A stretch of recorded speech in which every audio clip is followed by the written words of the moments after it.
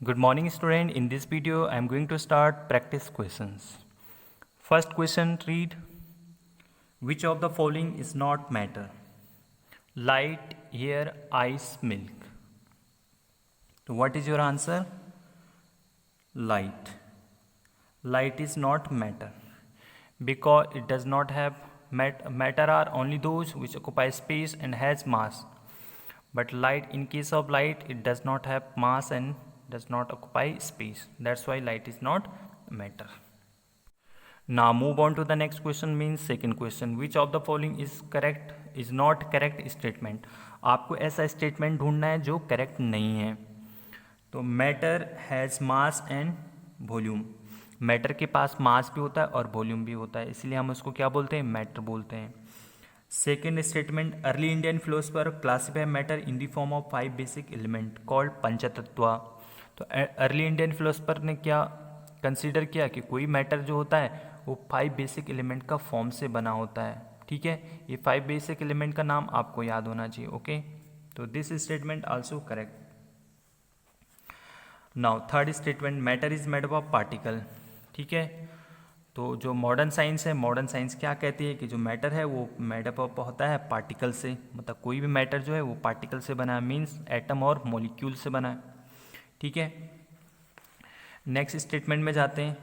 तो next statement क्या है? There are only 3 state of matter but we know that there are 2 more states, plasma state and BeC state. Both Einstein condensation states are also 2 more state of matter. तो this is false statement. तो इसका मतलब क्या है? D answer आपका हो जाएगा. यहाँ पे डी आंसर होगा. Answer will be D because this is false statement. And you will have, आपको क्या फाइंड करना था? Which of the following is not correct statement. Now we move on to the third type of questions. In third questions, due to large volume of a gas can be filled into small cylinder. तो due two means due to large volume of, due to compressibility, what property of gases, due to which large volume of gas can be compressed into small volume. तो due to compressibility large volume of gas can be filled into small cylinder. तो answer will be compressibility. तो this questions was based on fill in the blanks. Now read the question number 4. Force of attraction is maximum between the particle of. तो solid में, liquid में, या gases में, या plasma state में. तो we know that force of attraction between the solid particle is maximum. So answer is A, solid. Right. Now fifth question. Fifth type of question is different question student. इस type के question आपको इस बार exam में पूछे जाएंगे. That's why we need to practice such type of questions. तो questions में ये क्या लिखा? असर्शन. ये असर्शन है, असर्शन. इसको प्रोनाउंस करना सीखो. असर्शन. असर्शन को डिनोट करते हैं ए से. तो अगर कोई असर्शन में लिखा है we able to sip hot tea और milk faster from a saucer. अगर हम मिल्क को मिल्क और या कोई हॉट टी है वो सॉसर में बहुत जल्दी सिप कर सकते हैं हम, रेदर देन अ कप. तो उसके लिए एक सूटेबल रीज़न होना चाहिए. ऐसा क्यों होता है? Rate of evaporation. तो यहाँ पे रीजन दिया है, rate of evaporation increases on increases surface area. Yes, तो रीजन इसका सही अप्लाई हो रहा है.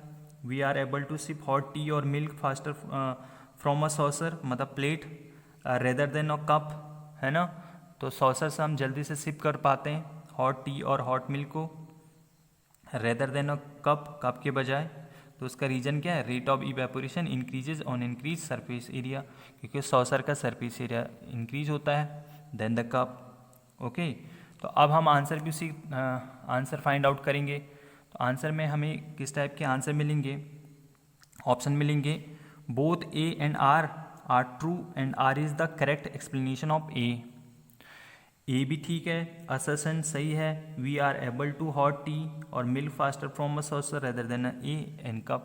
असर्शन सही स्टेटमेंट है, तो इसका मतलब ए करेक्ट है. आर भी उसके लिए सही रीजन है, बिकॉज आर उसका करेक्ट रीजन बता रहा है, क्योंकि रेट ऑफ इवेपोरेशन जो होता है इंक्रीज होता है ऑन इंक्रीज सरफेस एरिया। तो both A and R are true and R is the correct explanation of A. तो इस टाइप के क्वेश्चन में हमारा जो आंसर होगा वो ए वाला होगा, मतलब हमें ए आंसर यहाँ पे नोट करना है। Now read the question number 6। Question number 6 का असर्शन क्या लिखा है? असर्शन में, assertion means statement the chalk is A solid substance. तो यस, चॉक सॉलिड सब्सटेंस होता है, दिस इज करेक्ट। तो इसका मतलब असर्शन मीन्स ए करेक्ट है। उसके लिए रीजन देखते हैं, वैलिड रीजन है कि नहीं है जो उस पर अप्लाई हो रहा है। तो because chalk is fix shape and fix volume. Yes, जो सॉलिड होता है उसका फिक्स शेप होता है, फिक्स वॉल्यूम होता है। तो असन भी करेक्ट है और रीजन भी करेक्ट है। और चॉक को सॉलिड इसीलिए बोलते हैं क्योंकि उसका फिक्स शेप है, फिक्स वॉल्यूम है। तो असन का जो रीजन है वो भी करेक्ट है। तो both A and R are true. A भी ट्रू है, आर भी ट्रू है, लेकिन और एंड आर जो है वो ए को करेक्ट एक्सप्लेन भी कर पा रहा है। तो R is the correct explanation of A. तो आंसर तो हमारा ए होगा यहाँ पे, आंसर विल बी ए। ठीक है, लेकिन इसके बाकी ऑप्शन भी हम पढ़ लेते हैं। सेकेंड ऑप्शन में क्या लिखा है?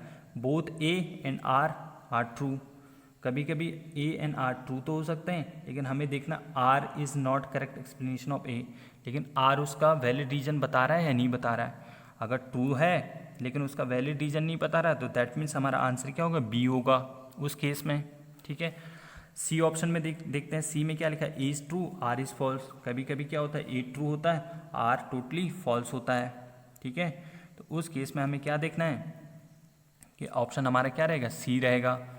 ठीक है, फिर डी में देखें, A is false and R is correct. कभी ए वाला फॉल्स होता है, बिल्कुल इनकरेक्ट स्टेटमेंट होता है, रीड करने से वो हमें इनकरेक्ट दिखता है। और ठीक है, और आर जो है वो ट्रू होता है। तो उस केस में हमें आंसर क्या लिखना है? डी लिखना है।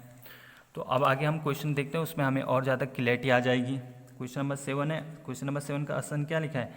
Gases have high rate of diffusion. Yes, तो आंसर तो सही है कि gases have high rate of diffusion है। अब रीजन क्या है इसके पीछे? Boiling is process in which solid start to melt. तो बॉइलिंग में तो क्या होता है? लिक्विड स्टार्ट टू बॉयल होता है, मतलब liquid start to convert vapour होता है। तो इसका मतलब ये बॉइलिंग का डेफिनेशन गलत है यहाँ पे। ठीक है, तो हमें हमारा आंसर क्या हो जाएगा इस केस में कि ए तो ट्रू है बट आर इज़ फॉल्स है। मतलब ए तो ठीक है कि gases have high rate of diffusion, that means A is true but R is false, है ना। But boiling process in which solid start to melt, it is incorrect definition of boiling. तो that means R is false. तो हमारा answer इस case में क्या होगा? सी होगा। ठीक है, A is true but R is false, तो आंसर इज सी। ठीक है, एक और क्वेश्चन हम देखते हैं इसमें।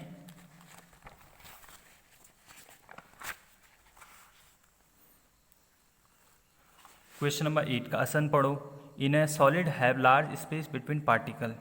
ठीक है, तो ये तो गलत है भाई, बिकॉज इन सॉलिड क्या होता है? Very very less space between particle होता है, that's why particle are closely packed होते हैं इन सॉलिड में। तो आंसर तो इसका इनकरेक्ट है, मतलब इसका स्टेटमेंट तो इनकरेक्ट है। अब इसके पीछे का रीजन देखते हैं। रीजन में क्या है? Liquid can flow. यस, तो रीजन इस पर अप्लाई तो हो नहीं रहा है, लेकिन रीजन तो ठीक है, लिक्विड कैन फ्लो, लेकिन अप्लाई नहीं हो रहा है इस पर। तो दैट मीन्स आपका आंसर कौन सा होगा? डी वाला होगा। R is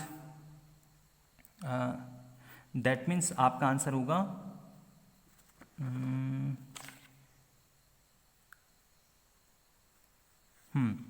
are is false, A is false. यहाँ पे हो जाएगा ए इज फॉल्स, मतलब आसन क्या है? फॉल्स है। आसन क्या है? फॉल्स है। और आर क्या है? ट्रू है। ठीक है, आसन यहाँ पे क्या है? फॉल्स है। In solid have large space between particle, but actually between the solid particle intermolecular space is very very less होता है, that's why particle of solids are closely packed होते हैं। तो आसन तो यहाँ पे क्या हो गया? फॉल्स हो गया। लेकिन अगर हम इस आसन जब फॉल्स है तो इसका रीजन अप्लाई होगा ही नहीं, लेकिन रीजन को पढ़ के देख लेते हैं। लिक्विड कैन फ्लो, लेकिन अपनी तरफ से रीजन तो करेक्ट है।